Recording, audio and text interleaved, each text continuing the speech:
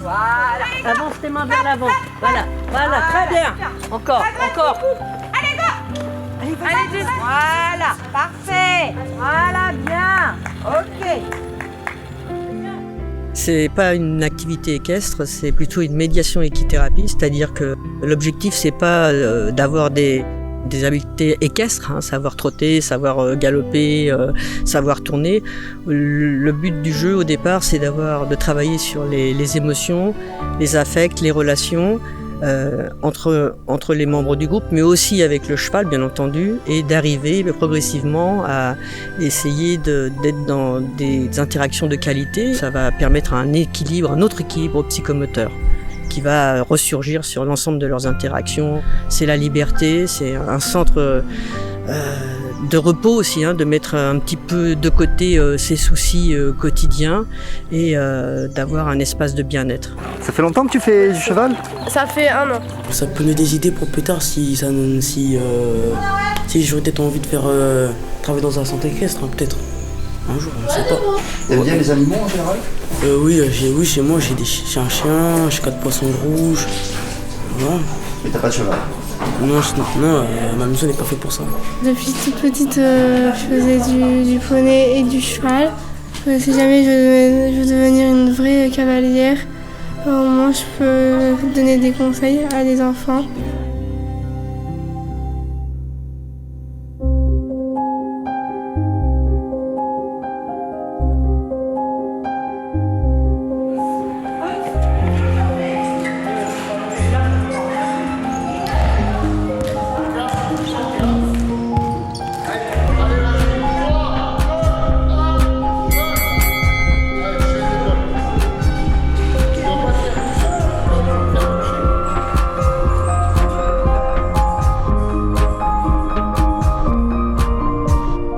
L'atelier boxe leur permet de développer l'estime de soi, la maîtrise de soi, le respect des règles, le respect des autres aussi. Et surtout le lâcher-prise des jeunes qui n'ont pas forcément les capacités d'exprimer leurs émotions ou de les gérer. Donc c'est dans les principaux objectifs. C'est trop bien en fait l'atelier boxe. Je m'amuse et je me défoule bien pour m'entraîner, pour devenir plus fort. Je suis content de venir à la boxe parce que ça m'amuse bien, je m'amuse. Et aussi quand je suis énervé, je pourrais donner des coups. Et je pourrais donner des coups quand ça me vient en tête parce que je suis énervé. Ça me dépense et puis voilà, j'aime bien amuser à la boxe.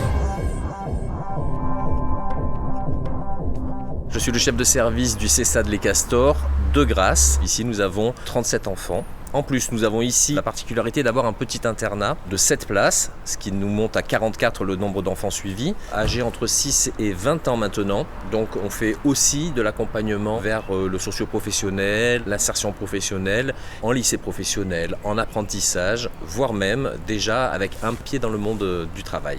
Avec ces jeunes, et nous les accompagnons en permanence dans un mouvement de société inclusive. C'est-à-dire qu'on travaille avec tous les partenaires extérieurs, donc dans tous les aspects de la vie du jeune. On travaille énormément avec les familles, avec les institutions, mais aussi avec la société civile, les entreprises, etc. Et on s'appuie beaucoup aussi sur des sports, des activités culturelles, des activités éducatives, ludiques, de tous les supports qui nous paraissent intéressants pour accompagner les jeunes dans leur évolution, dans leur approche de l'autre, dans leur approche du monde et dans leur ouverture. J'ai les mains ici sur la partie en plastique. La partie qui dépasse, je la pousse vers la partie en plastique. Je vous ai déjà mis les 2 bateaux juste là. Merci.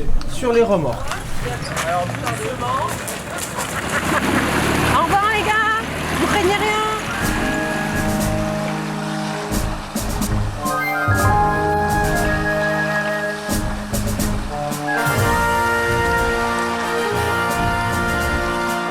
Alors aujourd'hui, on a une chance extraordinaire. On a eu la même chance vendredi dernier d'avoir un temps magnifique.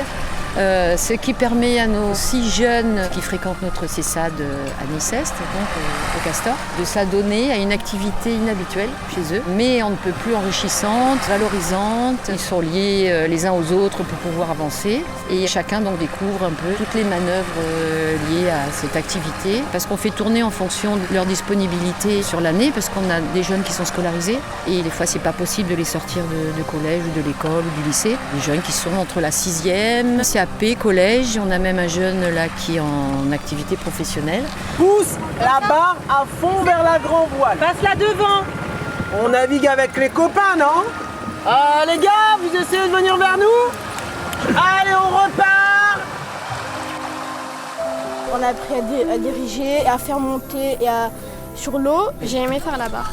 La barre, tu préfères être à la barre? Vas-y. La même chose. La même chose. Ok. Rien de plus à dire? Non. Oh, t'étais bien. Ok. Je fais ça depuis que je suis petite et c'est comme une passion en fait. Et j'adore faire ça, surtout avec mes amis. J'ai bien aimé faire la voile, faire le phoque et aussi faire la barre. J'ai tout bien aimé. Bah ça s'est super bien passé. Ouais. C'était drôle, amusant. On a bien rigolé. Ça va, j'ai bien aimé, voilà. Ouais. C'était la première fois que t'en faisais, non? Non, j'en ai faisait vendredi dernier. D'accord. Alors c'est la deuxième fois alors que t'en faisais? Ouais. Ça fait 4 ans moi que j'en fais. 4 ans que t'en fais.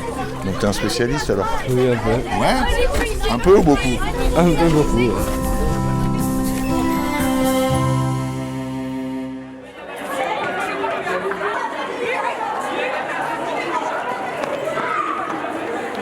J'ai besoin de toi parce qu'on va faire une scène sur la journée internationale des sourds. Et c'est toi qui vas être sur scène avec les entendants.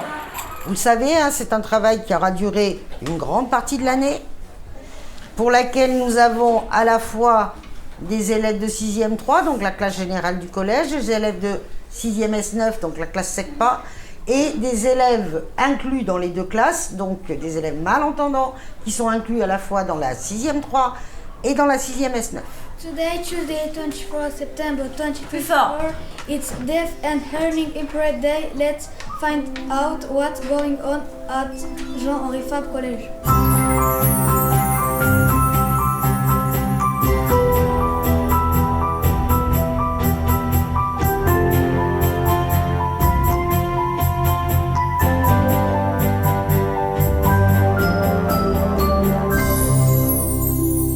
Moi j'ai intégré l'unité d'enseignement externalisé cette année. Je suis prof, je suis PLP à la base, professeur de lycée professionnel et j'ai intégré l'équipe cette année. Et donc on travaille l'inclusion avec les élèves sourds et malentendants au sein de l'unité d'enseignement. L'unité d'enseignement dépend de l'USDA Berlioz. Dans le cadre de l'inclusion, je prépare donc au Collège Fabre un spectacle de théâtre en anglais avec des élèves entendants et des élèves aussi malentendants. Ce sont tous les 6e du Collège Fabre qui participent, donc aussi bien la SECPA que les 6e générales. Et seront inclus aussi dans le spectacle les élèves de l'internat de la Page, de l'IESDA Berlioz. Le lien entre l'internat et le Collège Fabre, c'est que j'interviens donc comme professeur de théâtre à l'internat dans le jardin de l'internat. Et on va le reproduire ici au Collège Fabre, sachant que certains élèves de l'internat sont ici en inclusion au Collège Fabre. Oui, answer. Ok, après, qu'est-ce qui se passe? Qui part? Alors toi, t'as répondu là. Là, on dirait que t'es plus que le bonnet d'âne. Voilà, c'est plus simple, comme ça, vous relevez tout ça, on limite un peu la mise en scène pour être sûr qu'elle soit bien là. À toi, Zébrine. Alors moi je suis enseignante spécialisée pour les enfants sourds. Donc j'accompagne les élèves soit dans leur classe d'inclusion, soit je les prends dans ma petite classe pour faire de l'enseignement spécialisé. En français, en maths, en histoire géo, en fonction des années et des besoins. On peut travailler avec les tout petits comme les lycéens. On a le service du CEFS où on va dans les établissements de secteur et on fait un peu du soutien, de l'accompagnement dans leur établissement proche de chez eux. On a l'unité d'enseignement externalisé où on vient à l'école Jean-François Knecht à Nice-Nord, au Collège Fabre et au lycée Estienne d'Or. Et puis on a l'internat. Donc les jeunes qui habitent trop loin ils peuvent être hébergés en semaine.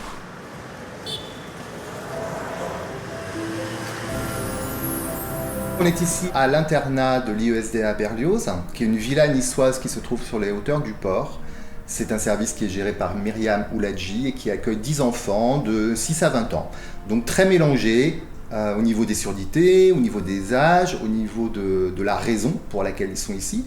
Certains parce qu'ils habitent loin, d'autres parce que la maison familiale n'est pas adaptée, et d'autres parce qu'ils ont envie de côtoyer d'autres sourds, tout simplement.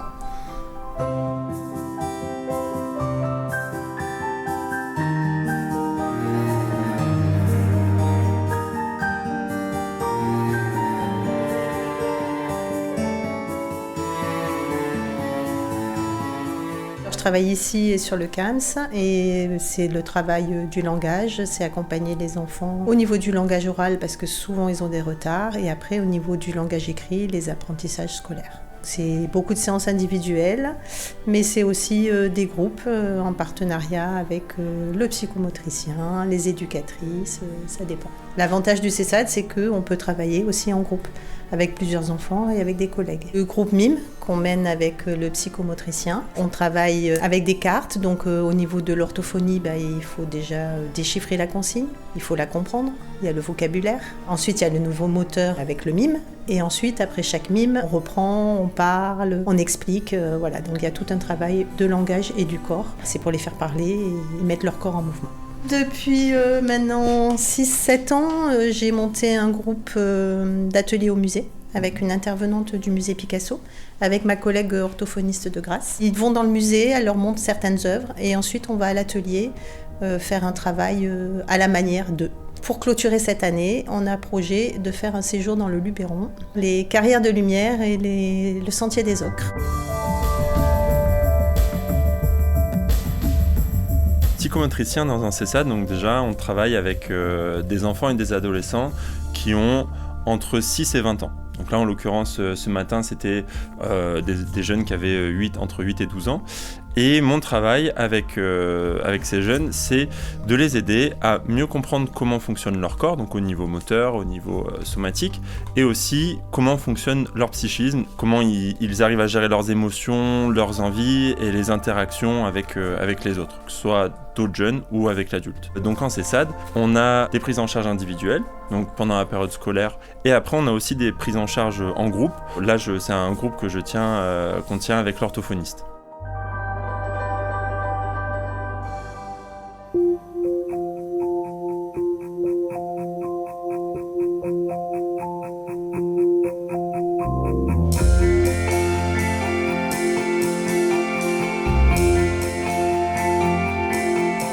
Je la brosse, je la nettoie et puis après je monte sur elle. Par contre, je ne sais pas la quel âge. Ah, tu sais pas quel âge elle a? Mon cheval il s'appelle Murin.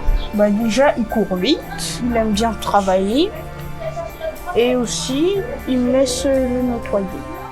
Alors mon but en fait c'est qu'il découvre l'animal, qu'il rentre en relation avec lui. On travaille l'équilibre, le repère dans l'espace. Ce que je recherche en premier et tout le temps avec eux, c'est le contact avec l'animal. C'est des enfants qui sont souvent inhibés, qui sont repliés sur eux, qui n'ont pas de copains à l'école. Et du coup, avec l'animal, ça passe autrement. Et voilà, l'animal, il ne fait pas de différence, donc il prend l'enfant comme il est. Donc là, c'est toute la découverte de l'animal. On va dire bonjour, on le caresse. On peut lui raconter ce qui s'est passé ou ce qu'on a envie, qu'on ne dit pas forcément à l'adulte, qu'on peut raconter à l'animal. Et on félicite l'animal, on le remercie, on lui donne une pomme, on le regarde manger, on le découvre autrement. On n'est pas obligé de monter au poney, c'est pas du tout l'objectif de l'équithérapie. C'est vraiment autour de l'animal et si l'enfant ne veut pas monter, le jeune il n'est pas obligé du tout de monter.